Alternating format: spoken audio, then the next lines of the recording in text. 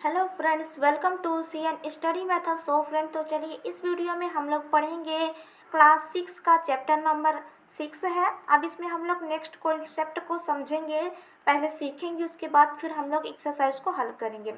हम लोगों ने पहले एक्सरसाइज और पहले कॉन्सेप्ट में समझा था कि महत्तम समापवर्तक किसे कहते हैं। अब इस कॉन्सेप्ट में हम लोग समझेंगे कि लघुत्तम समापवर्तक किसे कहते हैं। हम लोग इसमें यही सीखने वाले हैं। पहले हम लोग लघुत्तम समापवर्तक निकालना सीखेंगे, उसको कैसे ज्ञात किया जाता है। उसके बाद फिर हम लोग इसके जो 6.2 एक्सरसाइज है उसके सारे क्वेश्चन को हम लोग सॉल्व करेंगे। आई होप फ्रेंड्स आप लोगों को हमारी जो पढ़ाने की जो ये तरीका है वो आई होप समझ में आता होगा, तो प्लीज़ वीडियो को लाइक ज़रूर कीजिएगा। चलिए हम लोग शुरू करते हैं इसको पढ़ना। गुणज मल्टीपल। पिछली कक्षाओं में आपने पहाड़ा तो पढ़ा ही होगा। पहाड़ा का उपयोग गुणा करने व भाग देने में भी आपने किया है। देखिए भाई, पहाड़ा का उपयोग हम लोग क्यों करते हैं? पहाड़ा का उपयोग हम लोग गुणा कर सकें इसलिए करते हैं, भाग कर सकें इसलिए करते हैं। आप जानते हैं कि 7 गुणे 3 का बराबर कितना हो जाएगा? 21 होता है, अर्थात 7 व 3 दोनों का एक गुणज 21 है। 7 और 3 का गुणज क्या है? 21 है। 2 के पहाड़े में जो संख्या आती है वे सभी 2 के गुणज हैं। इसी प्रकार 13, 26, 39, 52, 65, 68 इत्यादि सभी 13 के गुणज होंगे। तो ये सब क्या है? 13 के गुणज। 13 के गुणज कहने का मतलब ये है कि हम लोग कोई भी संख्या सोचे, उसका पहाड़ा ही क्या हो जाता है? उसका गुणज हो जाता है। ठीक है, 13 में जितने भी उसके 13 के पहाड़ा में आते हैं वो उसके क्या हो जाते हैं? गुणज हो जाते हैं। क्रियाकलाप एक्टिविटी नंबर 5 में हम लोग देखते हैं, नीचे कुछ संख्या दी गई है, उनके प्रथम 5 गुणजों को दिए गए बॉक्स में लिखिए। 4 के गुणज मतलब 4 के पहाड़ा। 4 दूने 8, तिया 12, चौके 16, पंचे 20। 7 का 7 दूनी 14, तिया 21, चौके 28, पंचे 35 है। 12 के 12 दूनी 24, तिया 36, चौके 48, पंचे 60। 15 के 15 दूनी 30, तिया 45, चौको 60, पना 75 है। 16 के गुणज 16 दूनी 32, तिया 48, चौके 64, पंचे 80। 20 के 20 दूनी 40, तिया 60, चौके 80, पंचे 100। ये क्या है? इनके गुणज हम लोग किसको बोलेंगे? कोई भी संख्या का पहाड़ा ही उसका गुणज कहलाता है। अब यहाँ पर थोड़ा सा देखते हैं, लघुत्तम समापवर्त्य, लोवेस्ट कॉमन मल्टीपल।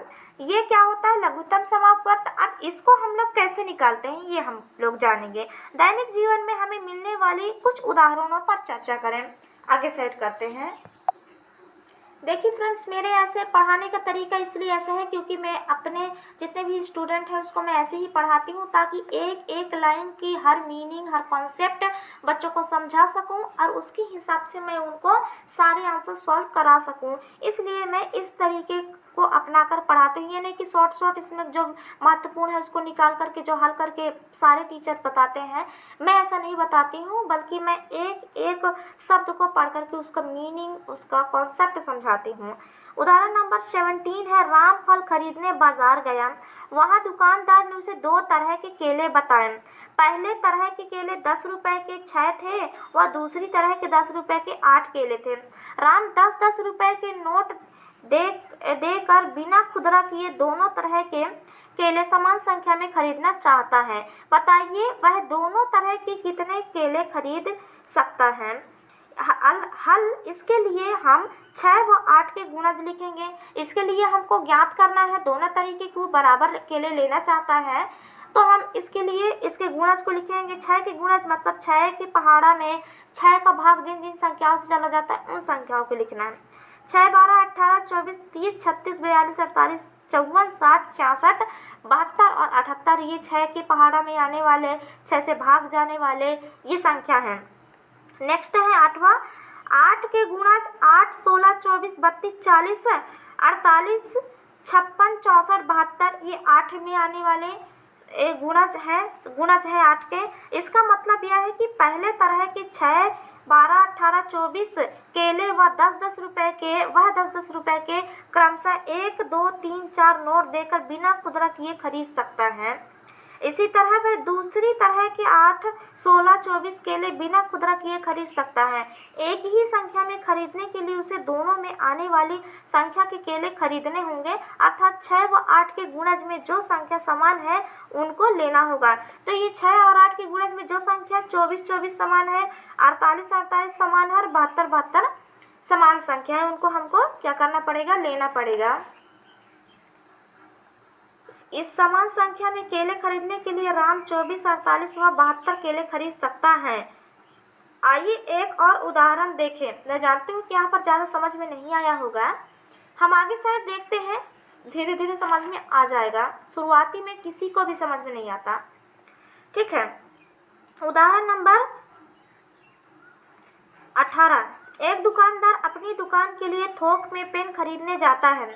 उसे 2 तरह के पेन पसंद आते हैं। पहले प्रकार के पेन के एक पैकेट में 12 पेन तथा दूसरे प्रकार के पेन के पैकेट में 15 पेन थे। थोक दुकानदार पैकेट खोलकर पेन नहीं बेचता है। क्या आप बता सकते हैं कि उसे कम से कम कितने पैकेट खरीदने चाहिए जिससे खरीदे गए दोनों प्रकार के पेनों की संख्या समान हो?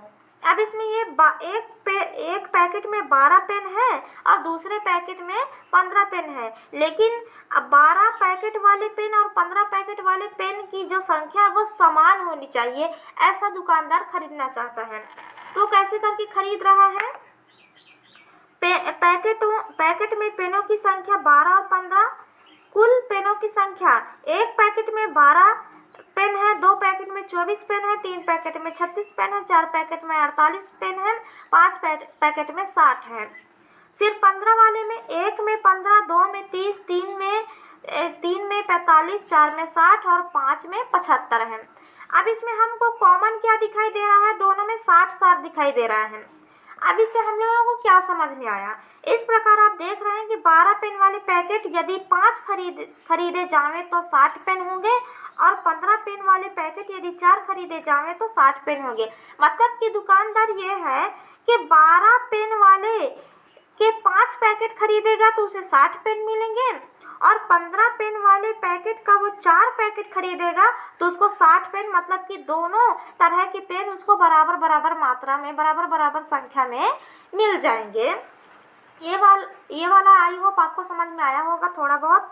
उपरोक्त प्रश्नों को हल करते समय आपने 12 और 15 के गुणज निकालते हैं तथा जो उभयनिष्ठ गुणज सबसे छोटा है वही चाहा गया उत्तर है। इसमें से जो उभयनिष्ठ गुणनखंड सबसे छोटा था, जो समान आया, वो उसका क्या हो गया? छोटा गुणज सबसे छोटा वही चाहा गया उत्तर है।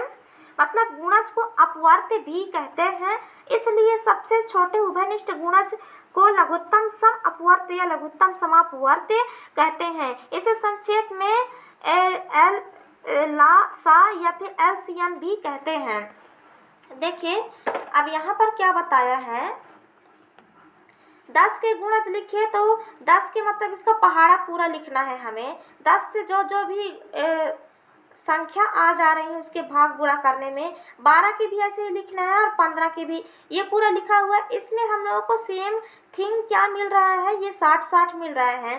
तो सबसे छोटा उभयनिष्ठ गुणज या लघुत्तम समापवर्तक क्या होगा? इसका 60 हो जाएगा। महत्तम समापवर्तक में हम लोग क्या देख रहे थे? सबसे बड़ा उभयनिष्ठ गुणनखंड देख रहे थे, सेम था, उसमें सबसे बड़ा वाला उसका उत्तर था। अब लघुत्तम समापवर्तक में क्या होगा?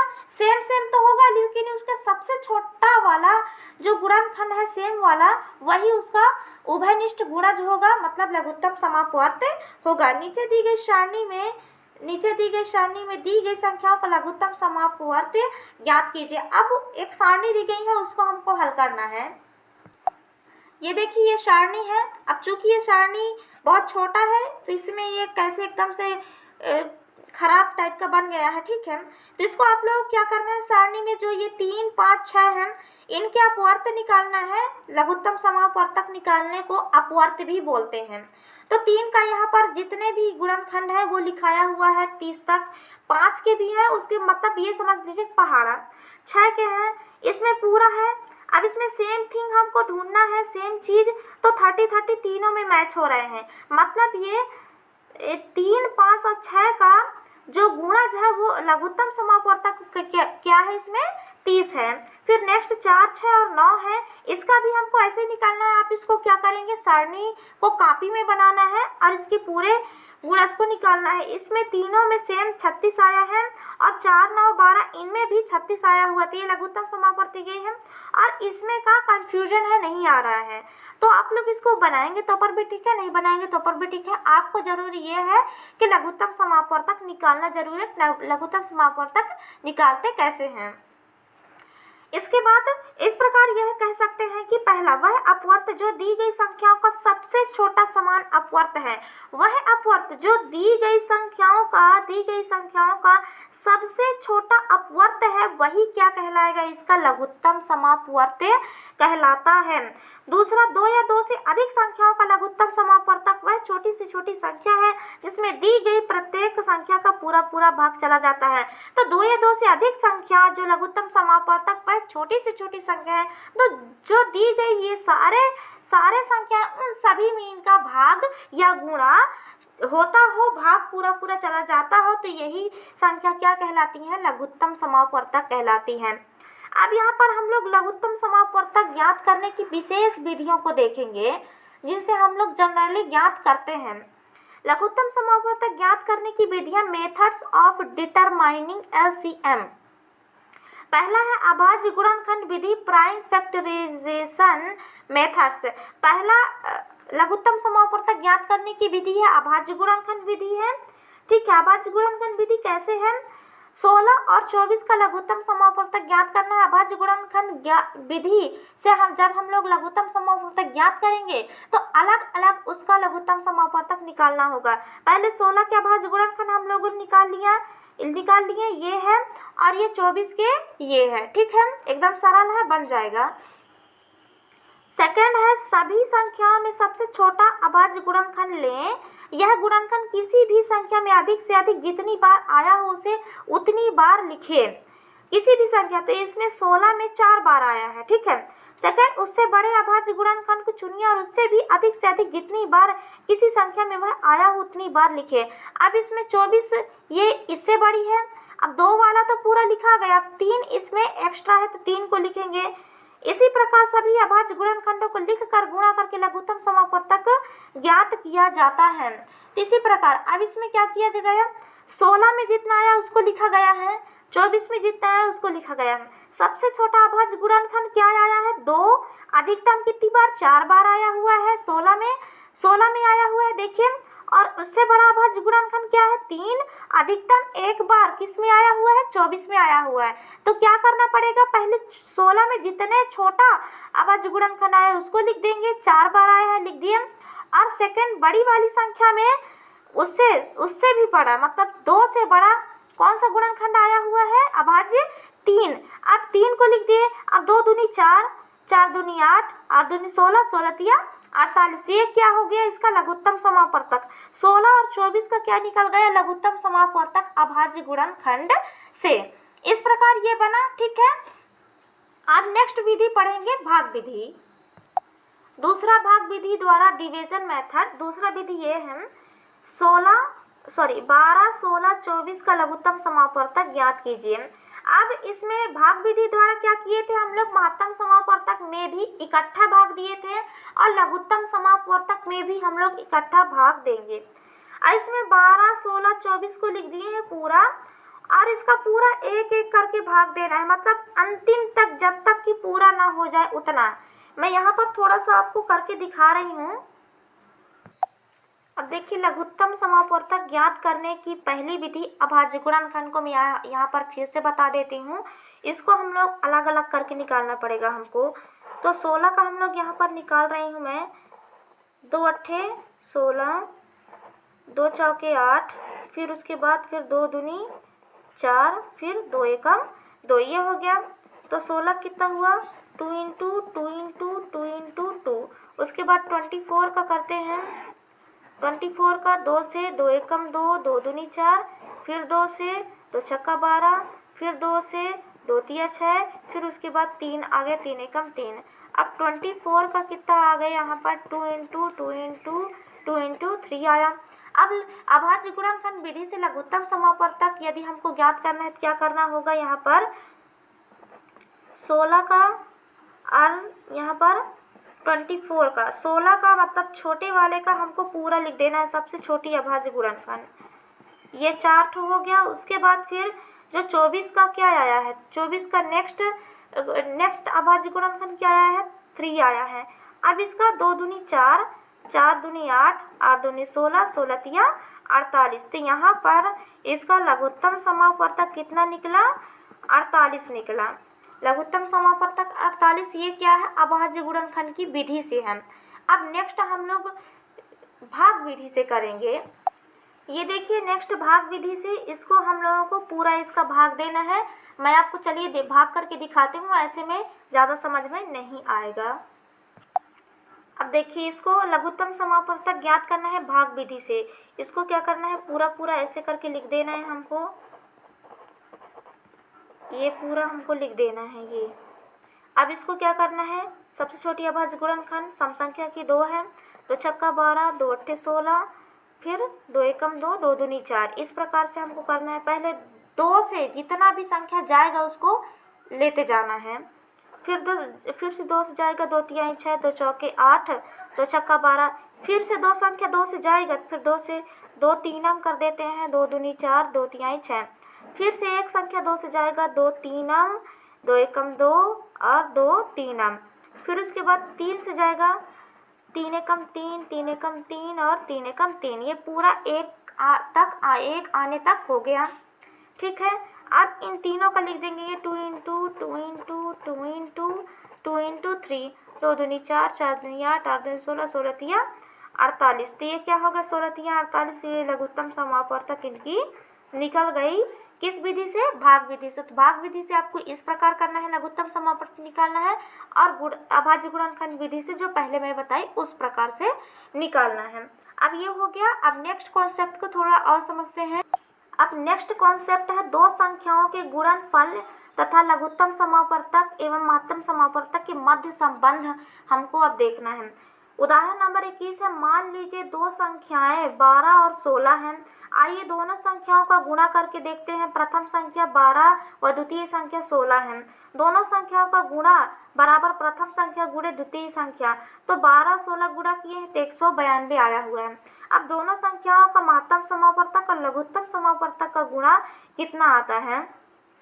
तो महत्तम समापवर्तक हम जानते हैं कि एक बार में किसी भी पहाड़ा में यदि भाग जाता है पूरा पूरा, तब वो उसका महत्तम समापवर्तक होता है। यहाँ पर 2 छक्का 12, 2 अट्ठे 16, फिर 2 से 2 तिहाई 6, 2 चौके 8। फिर यहाँ से आगे साइड नेक्स्ट से चला जाएगा, वो भी एक ही संख्या, दोनों संख्या एक ही से नहीं जाएगा। तो ऐसे वाले स्टेप को हम लोग महत्तम समापवर्तक कहते हैं। 2 2 4 हो गया इसका महत्तम समापवर्तक 12 और 16 का। और लघुत्तम समापवर्तक कैसे निकालते हैं, पूरा अंतिम तक निकालते हैं। 12 16 का लघुत्तम समापवर्तक देखिए, 2 छक्का 12, 2 अट्ठे 16, फिर 2 तिया 6, 2 चौके 8। फिर 2 से यदि एक है तो 2 तीनम, 2 दूनी 4, फिर 2 से 2 तीनम, 2 एकम 2। फिर उसके बाद 3 को पूरा कर जाए, 3 एकम 3, 3 एकम 3। ये पूरा हो गया लघुत्तम समापवर्तक। अब यहाँ पूरा इसका लघुत्तम समापवर्तक 48 है और यहाँ पर महत्तम समापवर्तक 4 है। अब इन दोनों का हम लोग गुणा करेंगे, इन दोनों का अर्थात महत्तम समापवर्तक गुणे लघुत्तम समापवर्तक गुणा करेंगे तो 192। तो देखिए यहाँ पर ये महत्तम समापवर्तक और लघुत्तम समापवर्तक में क्या है, संबंध पाया जा रहा है। दोनों स्थितियों में गुणनफल समान प्राप्त होता है। अतः यह कह सकते हैं कि प्रथम संख्या गुणे द्वितीय संख्या बराबर महत्तम समापवर्तक गुणे लघुत्तम समापवर्तक, या दो संख्याओं का गुणनफल बराबर उनका महत्तम समापवर्तक या एवं लघुत्तम समापवर्तक। ये हो गया। तो इस प्रकार से ये जो कुछ क्वेश्चन है ये सारणी दिए गए हैं यहाँ पर क्रियाकलाप नंबर 6 में। इसको हम लोग सेम ऐसे ही करके, जो आपकी बुक में जो विधि दी गई है ऐसे ही करके इन सबको हल करना है हमको। तो सारणी में दी गई संख्याओं का लघुत्तम समापवर्तक महत्तम समापवर्तक निकाल कर ऊपर दिए गए संबंध की जांच कीजिए। तो ऊपर दिए गए संबंध की जांच, तो चलिए मैं आपको निकाल के दिखाती हूँ, लाइन बार से इसको करके दिखाऊंगी। ठीक है, आपको इस टेबल में पूरा फिर सबको भर लेना है। अब देखिए मैं यहाँ पर सारणी बना ली हूँ, उसको भी भर के दिखाऊंगी मैं। आपके बुक को आप लोग देखिए, उसमें प्रथम संख्या और द्वितीय संख्या को सबसे पहले देखिए। प्रथम संख्या और द्वितीय संख्या है 6 और 8 है। क्या है? 6 और 8 दिए गए हैं। इनका क्या करना है? हमको लघुत्तम समापवर्तक निकालना है। तो कैसे करके हम लोग निकालते हैं? इस प्रकार करके 2 तिहाई 6, 2 चौके 8। इसके बाद फिर ये 3 और ये 4 अलग अलग हो गए। मतलब 6 और 8 का महत्तम समापवर्तक क्या है? इसका महत्तम समापवर्तक 2 है। ठीक है, अब इसका लघुत्तम समापवर्तक निकालेंगे तो 6 और 8 का लघुत्तम समापवर्तक क्या हो जाएगा? 2 तिहाई 6, 2 चौके 8, फिर 2 से जाएगा 2 तीनम, 2 दूनी 4, फिर 2 से जाएगा 2 तीनम, 2 एकम 2, फिर 3 से चला जाएगा 3 एकम 3 और ये 3 एकम 3, ये हो गया। तो लघुत्तम समापवर्तक क्या हो जाएगा इनका? लघुत्तम समापवर्तक 2 इंटू 2 इंटू 2 इंटू 3, 2 दूनी 4, 4 दूनी 8, 8 तिया 24। इसका लघुत्तम समापवर्तक कितना निकल गया? 24 निकला। ठीक है, 24 निकला। अब इन दोनों को क्या कर देंगे? हम लोग गुणा कर देंगे। मतलब महत्तम समापवर्तक गुणे लघुत्तम समापवर्तक करेंगे तो 2 गुणे 24 बराबर कितना हो जाएगा? यहाँ पर 24 दूनी 48 हो जाएगा। ठीक है, ये हो गया 24 दूनी 48। उसके बाद फिर हम लोग क्या करना है? ये प्रथम संख्या और ये द्वितीय संख्या को गुणा करना है। अब क्या करना है? प्रथम संख्या गुणे द्वितीय संख्या का गुणा करना है। प्रथम संख्या क्या था? 6 और द्वितीय संख्या क्या था? 8 है। 6 अट्ठे कितना होता है? 6 अट्ठे 48 हो जाता है। 6 अट्ठे 48 होता है ना। तो देखिए यहाँ पर लघुत्तम समापवर्तक महत्तम समापवर्तक का संबंध और इसका संबंध एकदम सेम टू सेम निकला जैसे हम लोगों ने वहाँ पढ़ा हुआ था। अब इसको हम लोग भर लेते हैं, भर लेंगे। इसका महत्तम समापवर्तक आया है 2, लघुत्तम समापवर्तक आया हुआ है 24, इनका गुणनखंड आया हुआ है गुणा 48 और इनकी प्रथम संख्या द्वितीय संख्या का भी उत्तर आया हुआ है 48। ये हुआ। अब नेक्स्ट को देखते हैं। अब नेक्स्ट यहाँ पर क्वेश्चन क्या है बुक में देख लीजिएगा। देखिए इसका महत्तम समापवर्तक 1 निकला है। इसका लघुत्तम समापवर्तक कितना निकला हुआ है? लघुत्तम समापवर्तक 36। तो 36 से कम 36 होगा। यहाँ पर ये कुछ गड़बड़ हो गया था। उसके बाद 9 चौके 36 यहाँ पर भी हो जाएगा। ठीक है, अब इतना हो गया। ठीक है, इतना हो गया। ये पूरा सेम टू सेम आ गया। इसको हम लोग इस सारणी में भर देंगे। तो इसका महत्तम समापवर्तक निकला है 1, लघुत्तम समापवर्तक निकला है 36। इन दोनों का गुणा 36 और 4 और गुणे 9 का गुणा भी यहाँ पर 36 है। अब नेक्स्ट को देखते हैं। यहाँ पर नेक्स्ट क्वेश्चन है 30 और 36 का पहले महत्तम समापवर्तक निकालेंगे। 2 से 2 एकम 2, 2 पंचे 10 और 2 एकम 2, 2 अट्ठे 16। अब यहाँ पर ये 3 से जाएगा, 2 से 15 नहीं जाएगा, ये 18 जा सकता है। 3 से 3 पंचे 15 और 3 छंग 18, इतना हुआ। इसके आगे फिर ये नहीं जा सकता। तो 2 गुणे 3 6, ये क्या हो गया? महत्तम समापवर्तक। और लघुत्तम समापवर्तक क्या हो जाएगा? 30 एंड 60 36। 2 से 2 एकम 2, 2 पंचे 10, फिर 2 एकम 2, 2 अट्ठे 16, फिर 2 से जाएगा 2 15, 2 नहीं 18। उसके बाद फिर ये 3 से जाएगा 3 पंचे 15, 3 तिहाई 9। उसके बाद फिर ये 3 से जाएगा 3 पाँचम और 3 एकम 3। उसके बाद फिर ये 5 से जाएगा 5 एकम 5, 5 एकम 5, ये हो गया।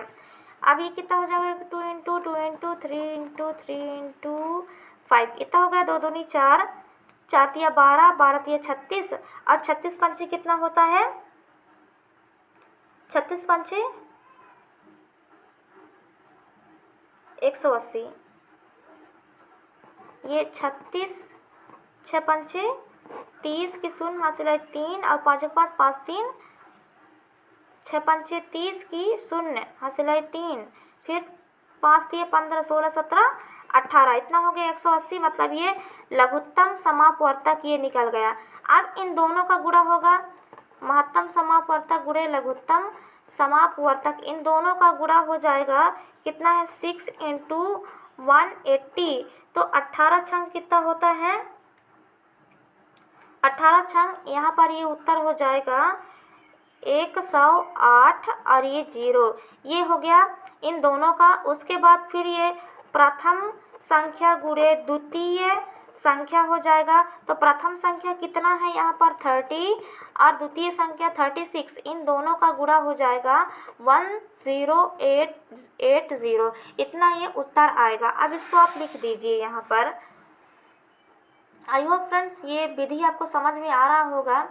इसका महत्तम समापवर्तक कितना निकला हुआ है 6 और लघुत्तम समापवर्तक 180 निकला हुआ है। इन दोनों का गुणा 1080 और ये प्रथम संख्या 30 × 36 बराबर यहाँ पर 1080, ये उत्तर निकला। अब दो और बचे हैं, दो और को हम लोग यहाँ पर हल करके देखते हैं। जगह तो बचा हुआ नहीं है, तो हम लोग कहीं और पर देखते हैं।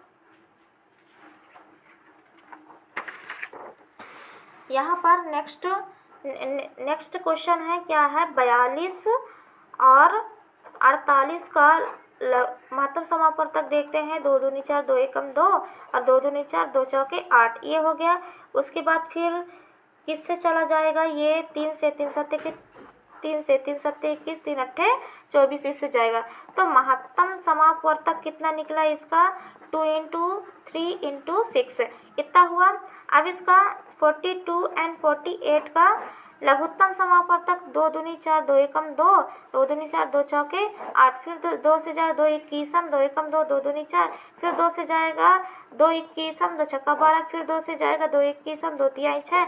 अब ये 3 से जाएगा 3 सत्ते 21, 3 एकम 3। अब ये 7 से जाएगा 7 एकम 7, 7 एकम 7, ये हो गया, इतना हो गया। ठीक है, इतना चला गया। अब इसका लघुत्तम समापवर्तक कितना निकल जाएगा 2 × 2 × 2 × 2 × 3 × 7। अब इनका पूरे का गुणा हो जाएगा 2 दूनी 4, 4 दूनी 8, 8 दूनी 16, 16 तिया 48, 48 सत्ते 336 होगा। 48 सत्ते, तो ये क्या होगा, लघुत्तम समापवर्तक हो गया। अब महत्तम समापवर्तक इंटू लघुत्तम समापवर्तक का गुणा हो जाएगा।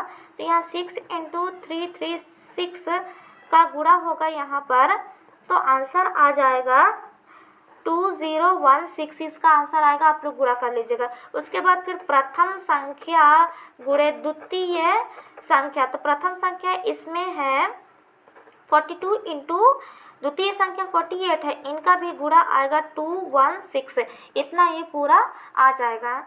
तो अब चलिए इसको हम लोग इस सारणी में भर लेते हैं और आप लोग भी अपने सारणी में भर लीजिए। इसका महत्तम समापवर्तक कितना आया है 6, लघुत्तम समापवर्तक आया है 36, पूरे का जोड़ 20, पूरे का गुणा 16, और यहाँ पर भी प्रथम संख्या इतना, द्वितीय संख्या इतना, और इनका भी पूरा हल इतना आया हुआ है। एंड में आखिरी बचा। अब आखिरी वाला हम लोग देखते हैं 108 और 18 का महत्तम समापवर्तक निकालेंगे। 2 पंचे 10, 2 चौके 8 और दूनिया 18। अब यहाँ पर कितने से निकलेगा, दूनिया 18 हो गया, और यहाँ पर 3 से निकल जाएगा, 3 एकम 3, 3 एकम 3 और 3 अट्ठे 24 और 3 तिहाई 9। फिर उसके बाद 3 से जाएगा, 3 छंग 18, 3 एकम 3। इसके बाद फिर 3 से जाएगा तो 3 तिहाई वो 2, 3 दूनी 6, 3 एकम 3, इतना हुआ। 2 दूनी 4, 4 दूनी 8, 8 तिया 24। यहाँ पर ये गलत आ रहा है, इसका आंसर 18 ही हो जाएगा। इसका आंसर कितना हो जाएगा, इसका महत्तम समापवर्तक 18 ही होगा, इसका लघुत्तम समापवर्तक 108 होगा। इन दोनों का इंटू करेंगे, इन दोनों का मतलब प्रथम संख्या गुणे द्वितीय संख्या कितना हो जाएगा 18 × 108 का उत्तर आएगा यहाँ पर 1944, ये पूरा उत्तर आ जाएगा। इतना ही उत्तर पूरा आएगा। ये दोनों एकदम सेम टू सेम हो गए हैं। ठीक है, अब इसको हम लोग यहाँ पर भर देते हैं। यहाँ पर इसका महत्तम समापवर्तक है, महत्तम समापवर्तक है 18, लघुत्तम समापवर्तक है 108। इन दोनों का गुणा आया हुआ है 1944 और यहाँ पर 108 × 18 का गुणा आया हुआ है 1944। ये पूरा इसका ये उत्तर आ चुका है। आई होप फ्रेंड्स आप लोगों को समझ में आया होगा। तो प्लीज़ वीडियो को लाइक कीजिए, शेयर कीजिए, सब्सक्राइब ज़रूर कीजिए। मिलेंगे हम लोग एक प्रश्नावली के सवालों के हल के साथ। तब तक के लिए धन्यवाद। नेक्स्ट वीडियो में